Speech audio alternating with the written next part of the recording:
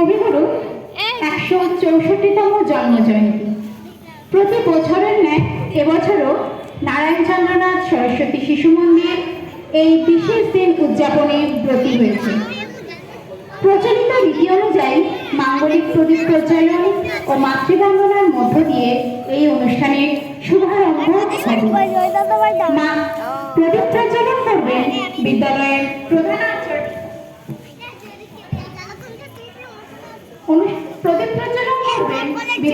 প্রধান আচার্য মাননীয় শ্রী কেশব মুখোপাধ্যায় মহাশয়।